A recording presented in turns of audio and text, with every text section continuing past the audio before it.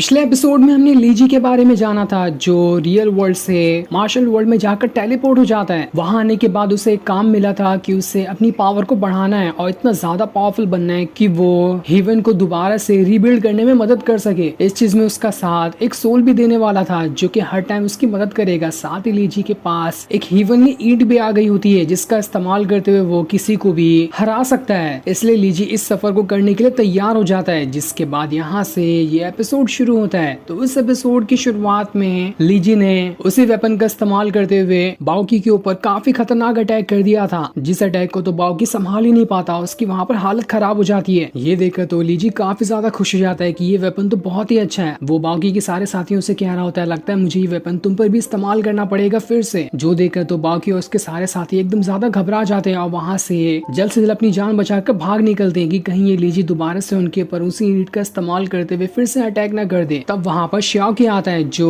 लीजी से कह रहा था, तुम्हें पता है ये जो ईंट है वो बहुत ही ज्यादा पावरफुल है। ये एंशिएंट ट्राइब के एक बहुत ही पावरफुल एम्परर के पास थी। वही ईंट को मैंने तुम्हें दे दिया है जो कि तुम्हारी आगे चलकर बहुत ज्यादा मदद करने वाला है। जैसे जैसे तुम अपनी पावर को बढ़ाते जाओगे वैसे वैसे ही इस ईंट की भी पावर बढ़ती जाएगी। इसलिए लीजी वहां पर कह रहा होता है, अब मैं इस वेपन का इस्तेमाल करते हुए इस पूरे के पूरे कल्टीवेशन वर्ल्ड के अंदर सबसे ज्यादा पावरफुल कल्टीवेटर बनकर दिखाऊंगा। देखता हूँ मेरा रास्ता कौन रोक सकता है। जिसके बाद लीजी वहां पर श्याओकी से पूछ रहा होता है, क्या तुम मुझे बता सकते हो कि आखिर मेरा अभी करंट लेवल क्या है। जिस पर श्याओकी बताता है, अभी तुम सिर्फ 1 स्टार सोल मास्टर हो और 1 स्टार सोल मास्टर जो कल्टीवेशन वर्ल्ड का सबसे लोवेस्ट लेवल है, क्योंकि अभी तुमने अपनी कल्टीवेशन की शुरुआत की है। ये सुनकर तो लीजी एकदम ज्यादा हैरान रह जाता है कि मेरे पास तो सबसे घटिया लेवल है, मुझे अपना लेवल बढ़ाना पड़ेगा। जिसके बाद श्याओकी अपनी पावर का इस्तेमाल करते हुए लीजी को दोबारा से हेवन के अंदर ही लेकर आ जाता है। ये देखकर तो लीजी भी हैरान था कि इसने वापस से मुझे हेवन के अंदर क्यों लेकर आ गया। श्याओकी इससे कहता है, ये तुम्हारी गलतफहमी है, ये हेवन नहीं है। कल्टीवेशन वर्ल्ड के अंदर हर एक कल्टीवेटर के पास उसका स्पिरिचुअल वर्ल्ड होता है जिसके अंदर जाकर वो अपनी कल्टीवेशन बढ़ाता है। तुम्हारे पास हाल फिलहाल के लिए कोई भी कल्टीवेशन वर्ल्ड नहीं है, इसलिए मिस्टर गी ने हेवन को ही तुम्हारे कल्टीवेशन वर्ल्ड से जोड़ दिया है। जब भी तुम अपनी कल्टीवेशन वर्ल्ड का इस्तेमाल करने की कोशिश करोगे तो तुम सीधा हेवन के इसी हिस्से में आ जाओगे। आज से तुम्हारे लिए यही तुम्हारा कल्टीवेशन वर्ल्ड है जहाँ पर तुम्हें कल्टीवेशन पावर को सीखना पड़ेगा। जैसे जैसे तुम अपनी पावर बढ़ाते जाओगे वैसे वैसे तुम्हारे पास पावर आते जाएगी कि तुम यहाँ पर हेवन को दोबारा से रीबिल्ड कर सकते हो। जो सुनकर तो लीजी भी हैरान रहता है कि क्या सच में मैं फिर से अपनी कल्टीवेशन करते हुए हेवन को बिल्ड कर सकता हूँ, ये तो बहुत ही बढ़िया होगा। जिस पर श्याओकी कहता है, हाँ तुमने सही कहा, लेकिन उसके लिए तुम्हें कम से कम अपने 7 स्टार सोल मास्टर को ब्रेक थ्रू करना पड़ेगा। उसके बाद ही तुम यहाँ पर हेवन को दोबारा से बिल्ड करने को शुरू कर सकते हो। उससे पहले तुम इसे नहीं शुरू कर सकते। वो उसे वहाँ पर कल्टीवेशन वर्ल्ड के बारे में बता रहा होता है कि यहाँ पर किस तरह की कल्टीवेशन होती है। यहाँ पर लेवल 1 से लेकर लेवल 7 तक के अलग अलग सोल मास्टर होते हैं। उसके आगे भी सोल मास्टर होते हैं लेकिन वो बहुत ज्यादा पावरफुल होते हैं जिन्हें कल्टीवेट करना और ब्रेक थ्रू करना काफी ज्यादा मुश्किल काम होता है। तुम अगर 7 लेवल के सोल मास्टर को भी यहाँ पर ब्रेक थ्रू कर लेते हो तो तुम्हारे पास इनफ पावर आ जाएगी कि तुम हेवन को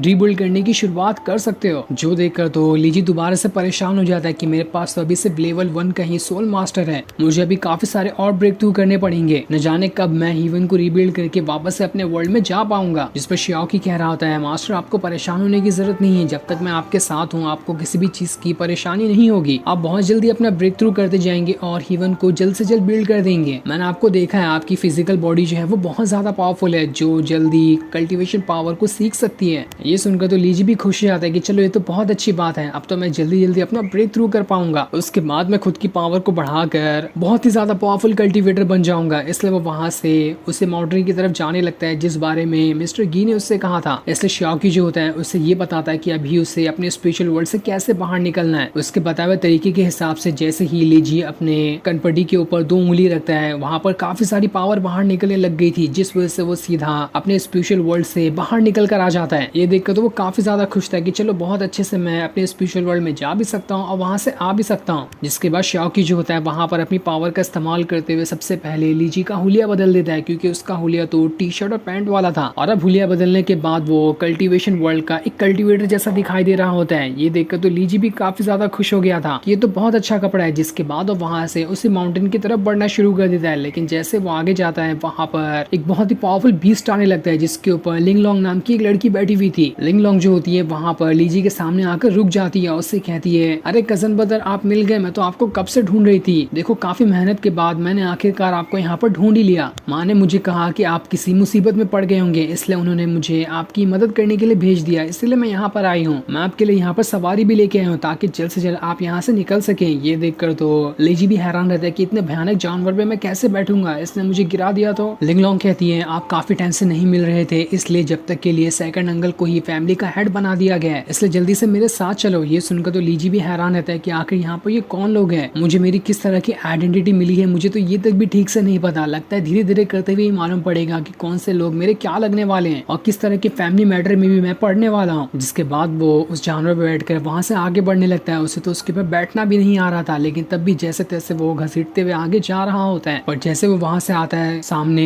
एक बहुत ही पावरफुल स्कॉर्पियो आ गया था जो लीजी के बीस्ट के ऊपर अटैक करते हुए उससे वहां से गिरा देता है। ये देखकर तो लीजी भी हैरान था कि अरे ये क्या चीज है। वो स्कॉर्पियो सीधा लीजी के पीछे ही पड़ गया होता है ताकि वहां पर वो उसकी जान ले सके। लीजी उससे बचने के लिए इधर उधर भागने की कोशिश करता है, पर तब वहां पर लिंगलोंग जो होती है अपनी तीर कमान को बाहर निकाल लेती है। उसके अंदर से तीर को चलाते हुए इसने सीधा उस स्कॉर्पियो की तरफ ही भेज दिया था। वो तीर जैसे स्कॉर्पियो को लगता है उसे तो वहां पर कुछ होता ही नहीं और वो अब सीधा लिंगलोंग के पीछे ही पड़ जाता है। इसलिए लिंगलोंग दोबारा से अपनी तीर को निकालते हुए उसके ऊपर अटैक करने की कोशिश करती है, लेकिन तब भी वहां पर वो स्कॉर्पियो ज्यादा पावरफुल दिखाई दे रहा था। और जैसे वो स्कॉर्पियो वहां पर लिंगलोंग के ऊपर अटैक करने वाला होता है, इससे पहले ही लीजी ने अपने ईंट को वहां पर फेंक दिया था, जिस वजह से उस स्कॉर्पियो का अटैक वहां पर लिंगलोंग को नहीं लग पाता। जिसके बाद लीजी दोबारा से अपनी ईंट का इस्तेमाल करते हुए सारे के सारे अटैक को एक्टिवेट करना शुरू कर देता है, जिस वजह से उसने स्कॉर्पियो की वहां पर हालत खराब कर दी थी और अब जाकर लिंगलोंग वहां पर बच जाती है। पर वो जो स्कॉर्पियो होता है अब वहां पर लीजी के पीछे पड़ चुका था, इसलिए लीजी वहां से भागने की कोशिश करता है। स्कॉर्पियो तो उसका पीछा छोड़ने का नाम ही नहीं ले रहा था। लीजी जहाँ जा रहा होता है वहां पर वो स्कॉर्पियो आ रहा था, इसलिए लीजी और लिंगलोंग दोनों वहां से भागना शुरू कर देते हैं। पर जैसे वो स्कॉर्पियो वहां पर दोबारा से लीजी के ऊपर अटैक करने वाला होता है, लीजी अपनी ईंट को उसकी तरफ फेंकते हुए उसकी पावर को और ज्यादा बढ़ा देता है, जिस वजह से तो स्कॉर्पियो की वहां पर हालत खराब हो चुकी थी। और इसी मौके का फायदा उठाते हुए लिंगलोंग अपनी तीर कमान को एक्टिवेट करते हुए उसी की तरफ तान देती है। लेकिन जब तक वो उसके ऊपर अटैक करती है तब तक के स्कॉर्पियो वहां से आजाद हो गया होता है। पर सही टाइम पे लिंगलोंग ने अटैक करते हुए स्कॉर्पियो की आंख में वो तीर मार दिया था, जिस वजह से स्कॉर्पियो की वहां पर हालत खराब हो जाती है। और इसी मौके का फायदा उठाते हुए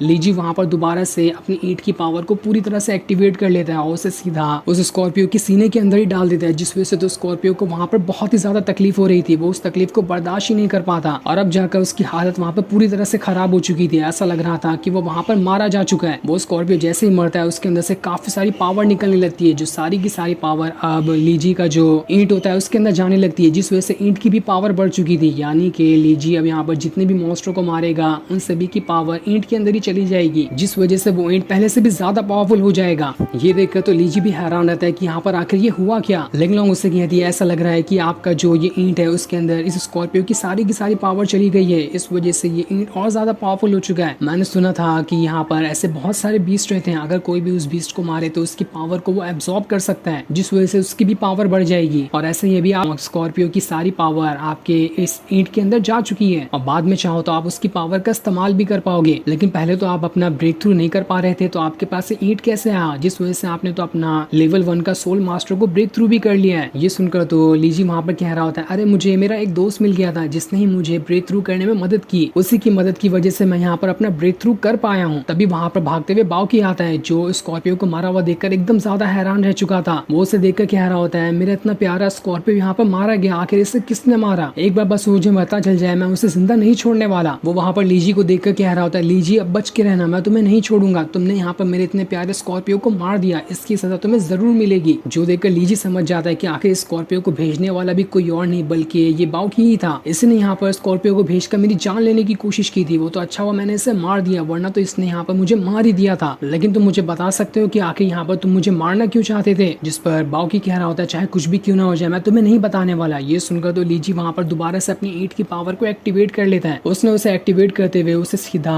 बाउकी की तरफ ही भेज दिया था। ये देखकर बाउकी घबरा जाता है और वहां पर लीजी के सामने कह रहा होता है मैं यहाँ पर तुम्हें मारने की कोशिश इसलिए कर रहा था कि जैसे तुम घर से गायब हुए थे तभी से हमारी फैमिली में उथल पुथल होने लगी। मुझे लगा कि ये बहुत अच्छा मौका है कि अगर मैं तुम्हें वहां पर जाकर मार डालूं तो उसके बाद मुझे अच्छा चांस मिल जाएगा तुम्हारी जगह फैमिली का हेड बनने का, इसलिए मैंने यहाँ पर तुम्हें मारने की कोशिश की ताकि मैं फैमिली का हेड बन सकूं। जो देखकर तो लीजी भी हैरान रहता है कि आखिर यहाँ पर किस तरह की फैमिली है, यहाँ पर तो सारे के सारे लोग दुश्मनी बने हुए हैं, न जाने कब मैं यहाँ पर अपनी पावर को बढ़ाकर सारे के सारे दुश्मनों को खत्म कर पाऊंगा। जिसके बाद लिंगलोंग जो होती है लीजी से कहती है जल्दी चलो हमें यहाँ से चलना होगा, इसलिए वो दोनों वहाँ से आगे बढ़ना शुरू कर देते हैं। दूसरी तरफ हम लीजी के फैमिली फैमिली का सीन देखते हैं जहाँ पर जो सेकंड ब्रदर होता है वहाँ पर कह रहा होता है जाओ लीजी और लिंगलोंग जो है उन दोनों को खत्म कर दो, मैं उन दोनों को जिंदा नहीं देखना चाहता। तभी वहाँ पर एक लड़की आती है जो सेकंड ब्रदर से कह रही होती है अभी तो यहाँ पर आप कुछ देर के लिए हेड बने, तब भी आपने यहाँ पर सारे लोगों के ऊपर हुक्म चलाना शुरू कर दिया। जिस पर सेकंड ब्रदर कह रहा होता है तुम्हें नहीं पता कि यहाँ पर सेट को पावरफुल कैसे बनाया जाता है। लीजी इसके लिए बिल्कुल भी लायक नहीं है, उसने वैसे भी हमारे आस पड़ोस के क्लान से काफी ज्यादा दुश्मनी करके रखी है। अगर हमने उसे नहीं खत्म किया तो वो सारे क्लान हमारे और ज्यादा बड़े दुश्मन बनते हुए हमारे ऊपर ही अटैक करने की कोशिश करेंगे, इसलिए लीजी का मरना हमारे लिए ही फायदेमंद होने वाला है। लेकिन तब भी वो जो लड़की होती है वहाँ पर मारने के लिए तैयार नहीं होती है। इससे सेकंड ब्रदर जो होता है घसीट के उसे थप्पड़ मार देता है